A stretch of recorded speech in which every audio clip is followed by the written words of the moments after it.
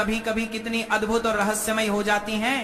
जैसे कि नहाते समय अचानक पेशाब आने का अनुभव, हम में से ज्यादातर लोग इसे हंसी झाक में ले लेते हैं, सोचते हैं कि यह तो बस शरीर की एक सामान्य क्रिया है।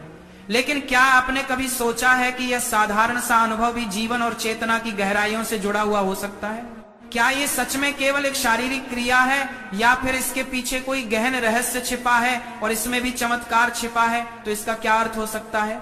दोस्तों, यह सवाल सुनने में अजीब लग सकता है, लेकिन सच यही है कि जीवन का हर छोटा अनुभव हमें गहरे सत्य की ओर ले जाने की क्षमता रखता है। हम अक्सर उन बातों को नजरअंदाज कर देते हैं जिन्हें हम सामान्य समझते हैं, लेकिन अगर ध्यान से देखें तो यही साधारण सी घटनाएं हमारी चेतना के द्वार खोलने वाली चाबी बन सकती हैं।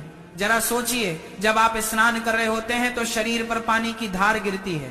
यह धार सिर्फ शरीर को साफ नहीं करती, बल्कि आपके तंत्रिका तंत्र, आपके मन और आपकी ऊर्जा पर भी असर डालती है। पानी के स्पर्श से शरीर में एक प्रकार की सहजता आती है, तनाव कम होता है और कई बार यह इतना गहरा आराम देता है कि शरीर उन दबे हुए संवेदनाओं को मुक्त कर देता है जिन्हें वह रोक के रखा था।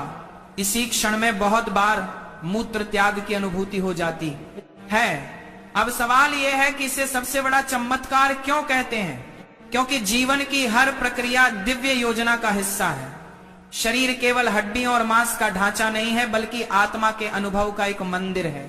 जब आत्मा शरीर का अनुभव करती है तो हर संवेदना, हर प्रतिक्रिया एक गहरे संदेश को वहन करती है। स्नान करते समय जो शांति और सहजता आती है वह सिर्फ बाहरी सफाई नहीं होती, वह भीतर की भी सफाई होती है। और जब शरीर उस सहज अवस्था में जाता है तो वो खुद को बोझ मुक्त करता है।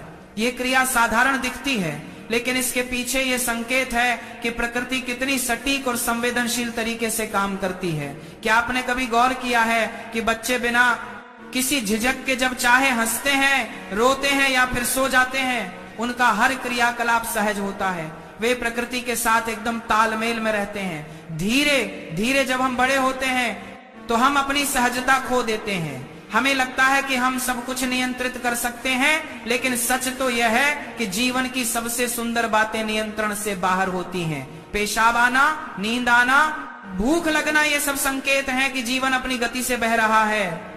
और जब ये सब स्नान जैसे पवित्र क्षण में होता है तो ये शरीर और आत्मा के बीच संतुलन की झलक देता है।